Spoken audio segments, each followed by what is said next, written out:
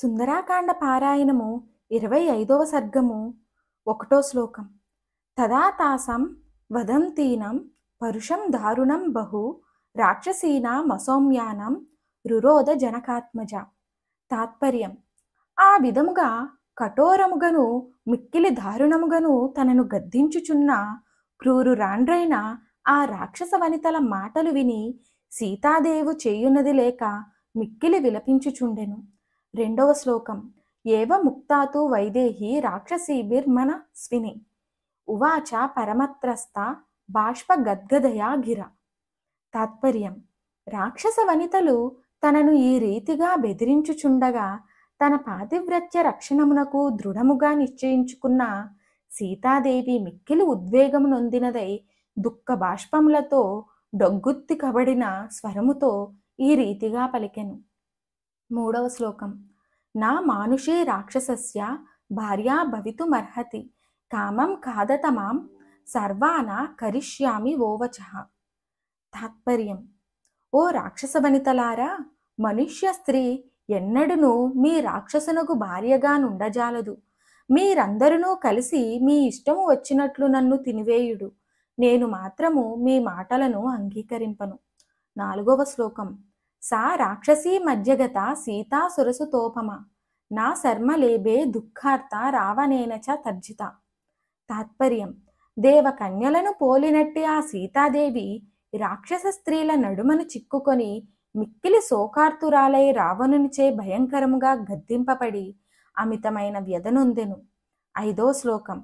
వేపతే స్మాధికం సీత విశంతి వాంగమాత్మనః వనే యూత పరిభ్రష్ట మృగీ కోకైరి వార్ధిత.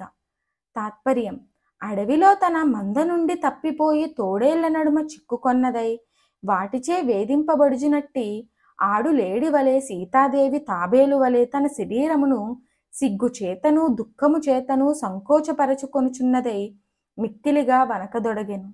6వ శ్లోకం. సా త్వశోకస్య విపులాం శాఖమాలంబ్య పుష్పితాం చింతయామాస శోకేన భర్తారం భగ్నమానస. తాత్పర్యం: సీతాదేవి తాను కూర్చుండిన సింసుపా వృక్షమునకు చేరి చక్కగా పుష్పించియున్న అశోక వృక్షము యొక్క ఒక పెద్ద కొమ్మను తన చేతితో పట్టుకొని శోకముచే చెదిరిన మనస్సుతో తన భర్తయైన శ్రీరామును గూర్చి చింతింపసాగెను. 7వ శ్లోకం. సా స్నాపయంతి విపులౌ స్థనౌ నేత్రజలస్రవైః చింతయంతీన శోకస్య తా దాంతమధిగచ్చతి. తాత్పర్యం: సీతాదేవి నిరంతరముగా స్రవించుచున్న కన్నీటి దారలు స్థూలములైన తన స్తనములను తడిపివేయుచుండగా మిక్కిలిగా విలపించుచు తన శోకమునకా సమయమున అంతమును గానలేకుండెను. 8వ శ్లోకం. సా వేపమానా పతితా ప్రవాతే కదలీయత రాక్షసీనం భయత్రస్త వివర్ణవదనా భవత్. తాత్పర్యం: సీతాదేవి రాక్షసుల క్రూరత్వమునకు మిక్కిలి భయపడుచున్నదై కంపించిపోవుచు పెనుగాలికి ఊగి నేలపై పడిన అరటి చెట్టు వలె నేల కొరిగి పాలిపోయినట్టు ముఖముతో శోకమగ్నయ్యుండెను. 9వ శ్లోకం. తస్యా సా దీర్ఘ విపులా వేపథ్యా సీతయా తదా దదృశే కంపినీ వేణి వ్యాలీవ పరిసర్పతి. తాత్పర్యం: అట్లు పొడవుగను లావుగను నున్నట్టే ఆమె కేశపాసము ఇటునటు కదులుచుండగా అది చరచర ప్రాకుచున్న నల్ల త్రాచువలే గానవచ్చుచుండెను. 10వ శ్లోకం. సా నిశ్వసంతి దుఃఖార్త శోకోపహత చేతన ఆర్తా వ్యసృజ దస్రూని మైథిలి విలలాపహ. తాత్పర్యం: ఆ సీతాదేవి రాక్షసుల యొక్క మాటలచే కలిగిన దుఃఖమును భరించలేనిదై చైతన్యమును గోల్పోయి దీర్ఘమైన నిట్టూర్పులు విడుచుచు తన కన్నుల నుండి దుఃఖబాష్పములు స్రవించుచుండగా మిక్కిలి ఆర్తురాలై శోకించుచుండెను.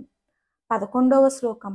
హా రామేతి చ దుఃఖార్త హా పునర్లక్ష్మణేతి చ హా స్వశ్రు మమ కౌసల్యేహ సుమిత్రేతి భామిని. తాత్పర్యం: దుఃఖ నిమగ్నురాలైన సీతాదేవి హా రామాయనియు హా లక్ష్మణాయనియు అయ్యో మా అత్త కౌసల్యాయనియను హా సుమిత్రాయను విలపించుచుండెను. 12, 13 శ్లోకాలు. లోక ప్రవాద సత్యో యం పండితై సముదాహృతః అకాలే దుర్లభో మృత్యు శ్రియా వా పురుషస్య వా యా త్రాహమేవం క్రూరాభి రాక్షసీభిరి హార్దిత. జీవామి హీనా రామేణ ముహూర్తమపి దుఃఖిత.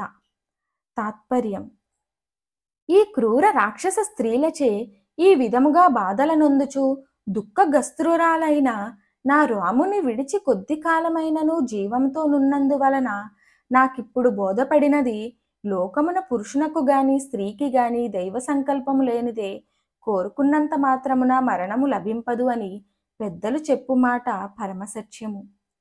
14వ శ్లోకం. ఏషాల్ప పుణ్య కృపణ వినశిష్యం యనాధవత్ సముద్ర మధ్యే నౌహు పూర్ణ వాయువేగై రివాహత. తాత్పర్యం: సముద్ర మధ్యమునందు పెనుగాలుల యొక్క తాకిడికి ఒరిగిపోయిన నిండైన ఓడవలే క్షీణ పుణ్యరాలనై దీనురాలనై ఉన్న నేనిప్పుడు దిక్కులేని దానివలే నశించిపోవుదును కదా. 15వ శ్లోకం. భర్తారం తామపశ్యంతి రాక్షసీవసమాగత సీదామి ఖలు శోకేన కూలం తోయహతం యద. తాత్పర్యం: లోకనాథుడైన నా నాదుని కానేలనెట్టి నేను రాక్షస స్త్రీల చేతికి చిక్కనదాననై ప్రవాహ జలం యొక్క ఒరిపిడికి దెబ్బతిన్న ఏటిగట్టువలే దుర్భరమైన దుఃఖముతో నశించిపోవుదును కదా. 16వ శ్లోకం. తం పద్మదల పత్రాక్షం సింహ విక్రాంతగామినం ధన్యాః పశ్యంతి మేనాథం కృతజ్ఞం ప్రియవాదినం. తాత్పర్యం: తామర రేకుల వలె అతి విశాలమైన సుందరములగు నయనములు గలవాడు, మృగరాజం యొక్క విక్రమంతో నొప్పు గమనము కలవాడు, పరులు చేసిన చిన్న మేలును గొప్పగా నెంచునట్టి శీలము గలవాడు, ఎల్లర తోడను మధురముగా మాటలాడువాడు, ఇట్టి సద్గుణ సాగరుడైన నా నాదుని దర్శించు భాగ్యము ఇక మీదట నాకు లేదు, ఏ పుణ్యాత్ములకో మాత్రమే ఉండును. 17వ శ్లోకం. సర్వదా తేన హీనాయ రామేణ విదితాత్మన తీక్ష్ణం విషమివాస్వాద్య దుర్లభం మమ జీవితం. తాత్పర్యం: ఉత్తమ జ్ఞాన సంపన్నుడిగా జగత్ప్రసిద్ధుడైన నా రాముని నుండి దీర్ఘమైన ఎడబాటు నొందితిని. ఇట్టి నాకు గాఢమైన విషము త్రాగిన నరునికి వలె ఎల్ల విధముల జీవితాశ దుర్లభమైనదే. 18వ శ్లోకం. కీదృశం తు మయా పాపం పురా జన్మాంతరే కృతం ఏనేదం ప్రాప్యతే దుఃఖం మయా ఘోరం సుదారుణం. తాత్పర్యం: నేడు భయంకరమై మహాదారుణమైనట్టి ఈ విధగ్మగు దుఃఖము నాకు సంప్రాప్తించుటకు వెనకటి జన్మమునందు నేనెట్టి మహాపాతకం చేసి ఉంటినో గదా. 19వ శ్లోకం. జీవితం త్యక్తుమిచ్చామి శోకేన మహతావృత రాక్షసీభిశ్చ రాక్ష్యంత్య రామో నాసజ్యతే మయ.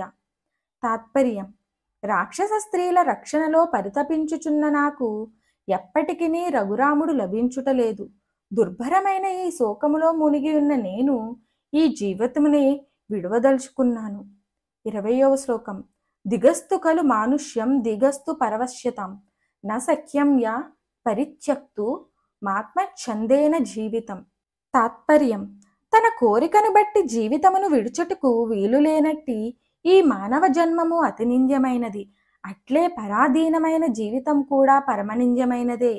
భగవంతుని సమీపంలో తన జీవితం గడపవలసిన నరుడు అతనికి దూరమైనచో తిరిగి అతనిని చేరు వరకును ఆ నరుని జీవితము దుఃఖభాజనమై నింద్యమగునని సీతామాత ఇచ్చట మనకు ఇట్లు సందేశము ఇచ్చుచున్నదని గ్రహించవలెను. సీతా నిర్వేదము అను 25వ సర్గము సమాప్తము.